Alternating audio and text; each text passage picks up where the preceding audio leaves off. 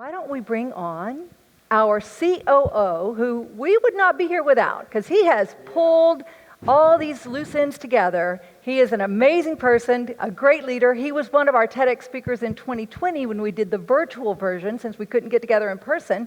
He is just quite an inspiration. I know you're going to love getting to know our COO, Darryll Stinson. Darryll. There we go. Hey. Love you. Y'all give it up for them. Aren't they amazing? Beautiful. I kind of made this lame, I don't know if it was a joke or not, but I made this comment about how some people's portrait photos don't look the same as them in real life, you know? If that person's next to you, don't tell them, you know? But the speakers, when I saw them yesterday, I was like, man, y'all look better than your photo. Like, y'all are some good-looking folks. And I really, truly believe that. And the same is true for our friends Gina and Mike in the front row. So thank you very much. Welcome to TEDx Dupree Park. It's, you know, one of the things that I love about these TEDx platforms is that there's always two audiences, as they mentioned, that there's you all who help create the experience and our speakers, and then there's the global audience who will watch this over and over and over again. I never thought that I would be able to have a TEDx talk that has over 1 million views, but I do, and it's crazy, and it's because of the energy, the brand of TED, and the purity of coming together around a common idea worth spreading. So I just want to say thank you for coming out, and give yourself one more round of applause, please.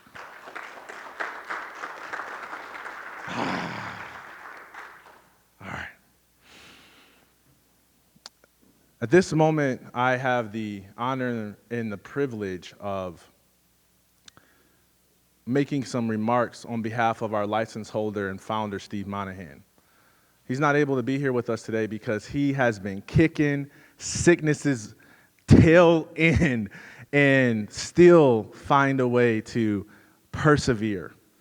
And I first met Steve Monahan probably about 2 years ago almost, when I did my second TEDx talk for TEDx Dupree Park when they went virtual.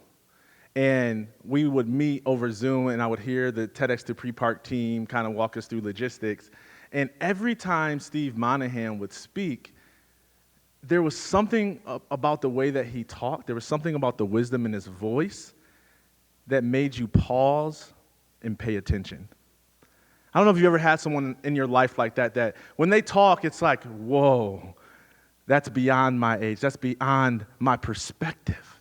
And I was soaking it all up just on Zoom, and I was like, man, I want that guy to mentor me. Well, be careful what you ask for.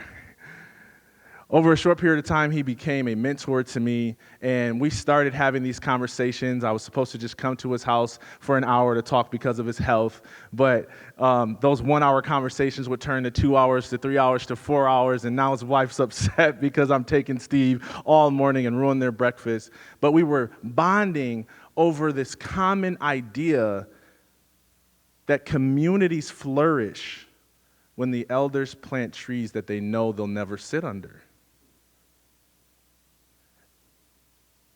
And I couldn't help but to have this epiphany moment when I realized that here we are having these 4 hour conversations, a former Fortune 100 executive in Stephen Monahan, and a former Division I athlete, and a suicide survivor, which I am, having connection over an idea worth spreading. And one particular day, I'm sitting at Steve's house, and we're probably on hour 3 or 4 again. And the moment happened. He started to say something that I knew I needed to pause and pay attention.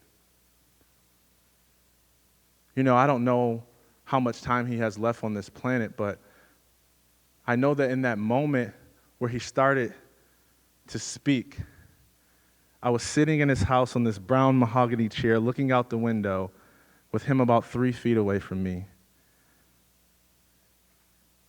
And I scrambled to grab my phone because I was like, I have to capture this moment.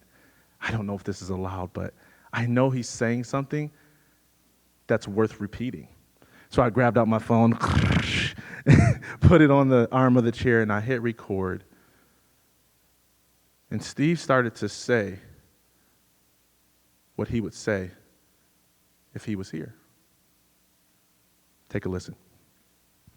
At the beginning of this year, I had COVID. And from COVID, I lost my sense of taste. And then shortly after, I had a stroke. And I lost my sense of putting words together and talking. And then I had a stroke a few months after that. And I lost my sense of balance and be able to walk. And then recently I had a stroke and I lost my sight and the sense of seeing. But through it, I never lost my sense of wonder and my sense of awe for life. And now, all those material things I lost are coming back. I don't know if they'll come always with, but they're back. We can never lose the sense of wonder. We can lose everything in life. But it's every sense, everything material. But if we maintain that sense of wonder, if we recognize that there are seeds of greatness within each of us, and all we have to do is go through the world and share those seeds. That's all we have to do. Life is not difficult. It is really beautiful and simple. It's wondrous.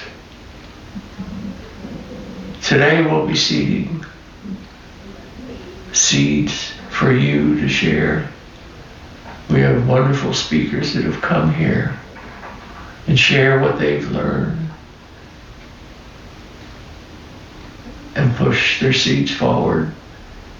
And when you leave here, I hope somehow you're motivated and you take those seeds with you. Because all you have to do is just share them. And that wonderful world that we all live in, that we all want, will always be here.